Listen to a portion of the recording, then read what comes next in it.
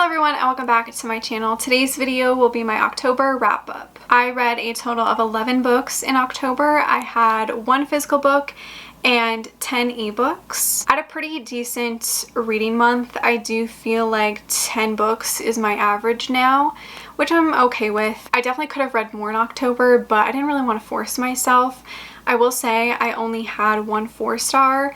In October, everything else was either a 2-star or a 3-star. So I am definitely disappointed in that I didn't really find any new favorite books. Anyways, let's get into the wrap up. I also will be looking at my journal. So if I'm looking down, it's because I'm looking at my notes. I will do a update on my journal in January. I'll do like a flip through kind of at the end of the year and stuff. And I will show you guys exactly how I have it set up now. But if you want a basic idea of what my journal looks like, I will link my first journal video down below. The first book I read in October was Still Beating by Jennifer Hartman.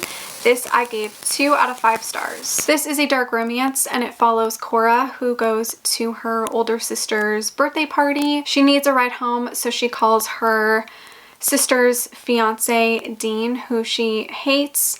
They really don't like each other. They banter a lot and they argue a lot, but they're about to be family. So of course he goes to pick her up and they end up getting kidnapped and chained in this basement by this crazy guy. I didn't really like the female character, to be honest. I wish we had more time in the beginning to get used to the characters and to get to know them a little bit before they got kidnapped. I mean, this book is very dark and it deals with a lot of serious topics. I do feel like the way that they dealt with their trauma was very realistic. I didn't really like Cora's sister. I thought she was kind of a bad character. Like, I really didn't like how she just didn't care and like thought that they could get over it so quickly. I will say Dean was pretty romantic at some moments.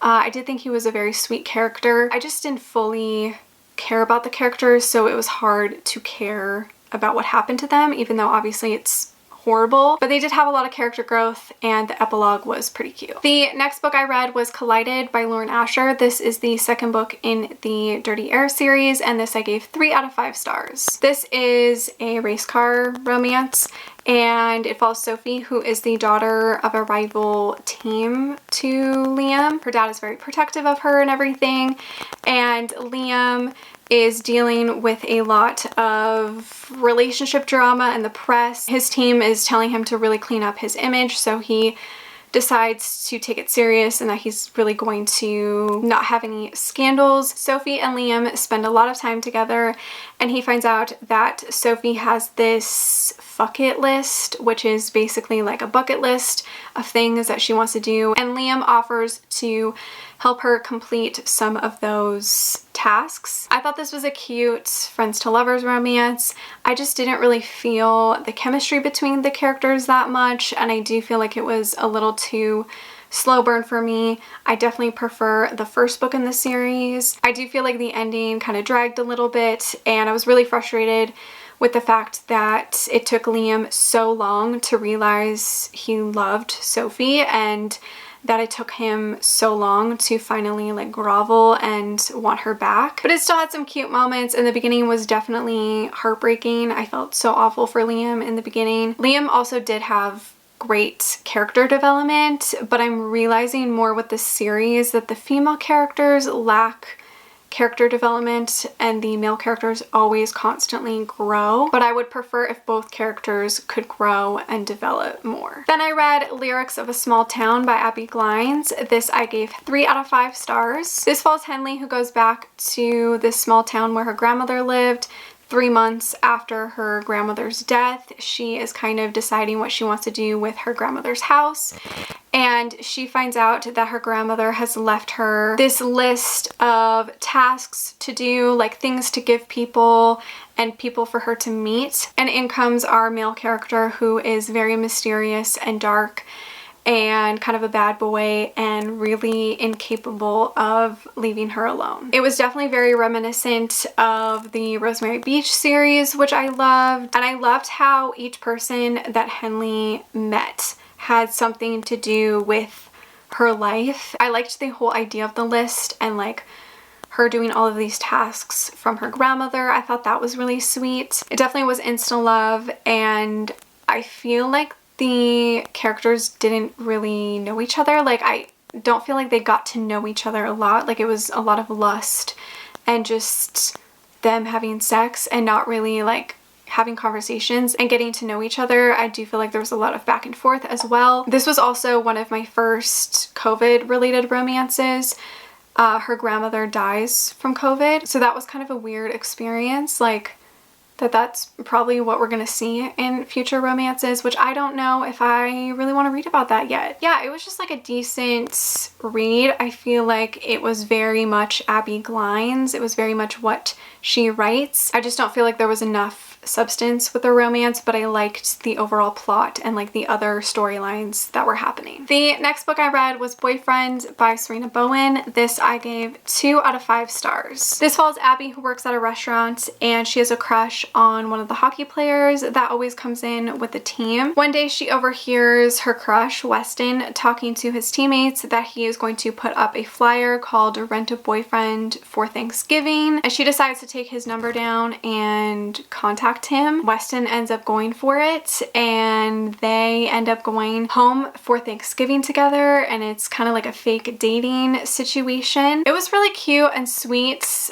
but it just felt so simple. It just felt very basic. I like how Weston always kind of had a crush on Abby as well, and he never really did anything about it, and I love how he slowly realized his feelings for her and like wanted to hang out with her. They both had very interesting family dynamics and like family drama. I do feel like my 2-star rating is maybe a little harsh, but I just felt like this was a very easy, nothing special kind of read. Then I read The Love Hypothesis by Ali Hazelwood, and this I gave 3 out of 5 stars. This follows Olive and Adam, who start fake dating after Olive kisses him randomly to prove to her friend that she is over a past relationship. I did like this. I did think it was very sweet and cute and funny, but I just cannot connect with third-person romances for like modern contemporary. I like it when it's historical romance, but for like modern day romances, I cannot connect with third person. I liked Olive. I thought she was funny. I do think there was a little bit too much banter in this book, like a lot of back and forth between Olive and Adam. I didn't necessarily feel their chemistry all that much. I liked all of their friends. They had a great like friend group. I like how Adam always kind of had a crush on Olive, but like didn't really do anything about it until they started fake dating. I personally didn't really like the science talk. I just found it a little boring. Like, it's not my thing at all. I should know by now that traditionally published romances that are super hype just don't work for me. Like, everybody else loves them, but I just don't like them, and I should know that by now. But I keep trying. I keep trying. Sadly, I just didn't love this as much as everybody else did. I am going to check out the next book by the author because there was a little preview in here. I think it's called Love on the Brain, which seems to be in first person. So that I'm definitely going to check out, and maybe I will enjoy that one more than this one. Then I read The Best Thing by Mariana Zapata, which I also gave 3 out of 5 stars. This follows Lenny, who has been trying to contact Jonah for almost 2 years now, and she's kind of over it. She's done thinking about him. She's done trying to contact him. They had a fling like 2 years ago, and Jonah ended up disappearing after an injury, and she tried to contact him for a long time, and she has finally given up on that. But Jonah is now back in the picture, and he is trying to win back Lenny, essentially. I didn't like this book because of Lenny. I thought she was kind of annoying. I'm not gonna lie. She annoyed me so much with how repetitive she was about how much she hates Jonah. It was like every single page she had to make a comment about how she hated Jonah and how she was so mad at him. And like, I understand why she was mad at him and like why she was so angry with him, but it just was on and on and on and on about how she hated him. And I was like, girl, we get it. We get it. And I know that Mariana Zapata's books are slow burn. That is what I love about them. but I am disappointed it took us about like 50 pages to get into like the main point and like the main plot of the book. I wish it kind of was at the beginning a little bit. It just felt like it was there to shock the audience, but I kind of knew already going into it like what the book was going to be about. I loved Lenny's family, like her grandpa and Peter. I know so many people have also given this book like 3 stars. I think for a lot of people it's one of their least favorites, and I thought for sure I was going to love this one because everybody else didn't. But yeah, I just didn't really feel like an emotional connection to the characters, and I don't know if maybe I just didn't read it at the right time, but I did feel like this one felt really, really long. It still had some cute moments. Like I did really like Jonah. I thought he was a very sweet hero, and I loved all of his interactions with Lenny and the whole family, but Lenny just really got on my nerves. Then I read Riggs by Sawyer Bennett. This is the 11th book in the Arizona Vengeance series, and this I gave 3 out of 5 stars. I also received this as an ARC from Sawyer Bennett's team, so thank you so much for this e-ARC. This follows Riggs, who is obviously a hockey player, and he has custody of his 17-year-old sister. His sister, Janelle, gets a job at a bookstore that is owned by one of his teammates' fiance, I do believe. At the bookstore, Janelle meets Veronica, who really likes Janelle and offers to kind of keep an eye on her and watch her when Riggs is at away games. Riggs immediately misjudges her, like he really is arrogant and kind of rude to her. They get off on the wrong foot, but Janelle really tries to convince Riggs that Veronica is this really great person and that he shouldn't judge her based on her appearance. So they kind of have this back and forth a little bit, and they end up spending a lot of time together because of Janelle. I was thinking about this book more the other day, and I kind of want to give it 2 stars. It's not a bad book, but I feel like I didn't really care about the romance that much. I was actually much more interested in Janelle and like what she was going through, and I kind of wanted her to fall in love with like one of his teammates and have like an age gap romance or something. Like obviously when she turned 18, of course, but the romance was decent. I just didn't feel the chemistry between Veronica and Riggs. Riggs definitely had like some character development. Like he was very closed off in the beginning of the book. Like he was new to the team and he didn't really want to get to know his teammates and stuff, but eventually he made more of an effort and he tried more with Janelle to be like a better brother and a better like parental figure. I loved the bond that Janelle and Veronica formed. I really liked their relationship. I will say one thing I do love about Sawyer Bennett's books is that often there isn't much of a miscommunication, or if there is, it does not lead to a 3rd act breakup. The characters typically deal with it and talk it out and like actually have a mature conversation, and that is one thing I do appreciate about Sawyer Bennett's books. I don't really want to spoil anything necessarily, but this is technically like the last book in the Arizona Vengeance series, and I do not like the way it ended. It kind of caught me off guard that this was the last book, and I didn't really realize that until I looked on Goodreads and I saw the cover for the next book, and I realized it was a very completely different cover, which leads into a different series. So I don't like the way she ended this series, which is kind of why I want to give it 2 stars. The epilogue leads you into the next series, the next book.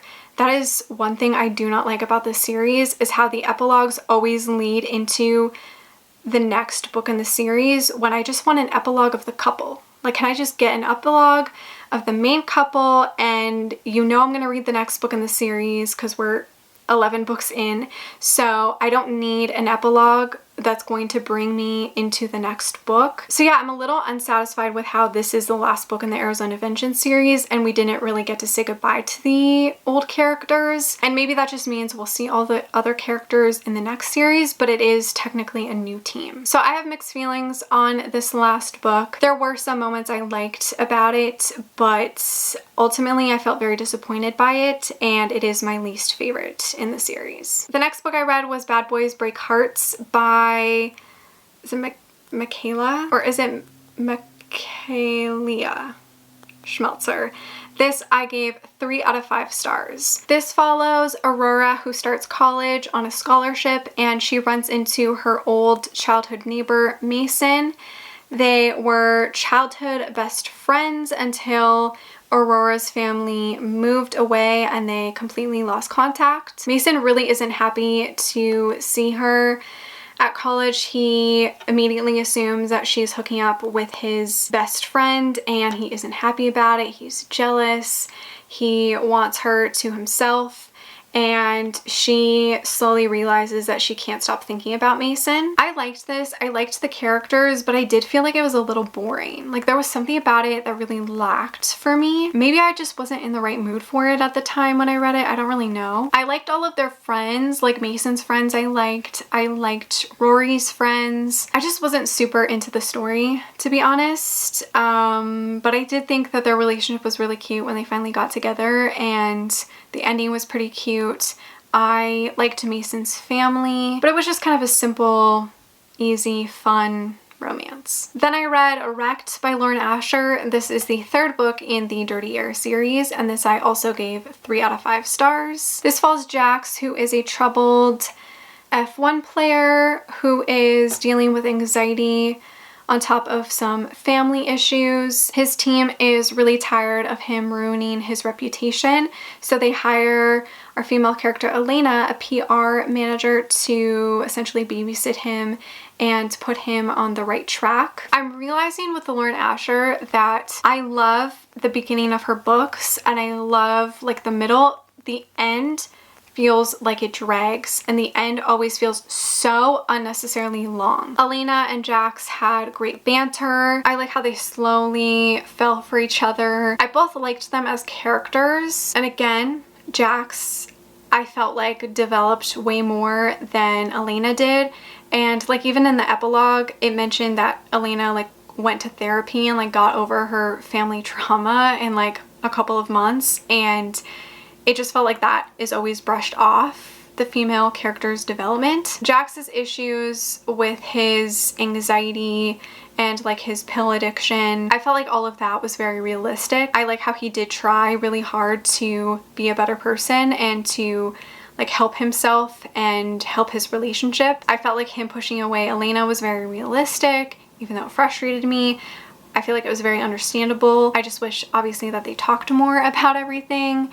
I loved Jax's family, like his parents were great. I loved them. I do love like the end, like the epilogue. That was really cute and sweet. I just felt like this book was a little long and it had a lot of back and forth. Then I read Until April by Aurora Rose Reynolds. This I gave 3 out of 5 stars. This is the 6th book in the Until Her series, but also book 10 in the Until Her/Him series. This follows April, who decides to really just focus on her career and focus on her life and like living her best life. But she ends up getting a phone call from a family member to help out a family friend to find a house and a business to run in Nashville. I liked the characters, I liked the romance, but it was a very simple read. The structure felt very much like all of Aurora's other books, which I do love, but I just feel like she kind of writes the same thing over and over again. I will say the plot and the characters did feel a little different from her other stuff. There's a little bit of romance suspense in here, which comes later on in the book. I feel like my problem with this book is there is so much that is going on and the book isn't really that long, so it's hard to focus on like all of the storylines and to figure out like who is doing what and who wants to possibly harm April. Like it's hard to focus on all of the storylines and everything going on, and there's like lots of drama. But I liked the romance. I did think Maxim was very sweet and overprotective and very dominating. It was nice to see some of April's family, like her parents in this book, who are from Until November. And it was also nice to see Maxim's parents in here. They are from the book Obligation. Also, one thing that I thought was very sweet is how Maxim was April's first kiss when she was 16 and now they're like together. I thought that was really cute, really sweet. And I loved the epilogue and like the flash forward. I thought it was a really cute, sweet, suspenseful romance. It's just not a book that stands out to me, and I probably will forget about it in a couple of months. And the last book I read in October was Indigo Ridge by Devney Perry.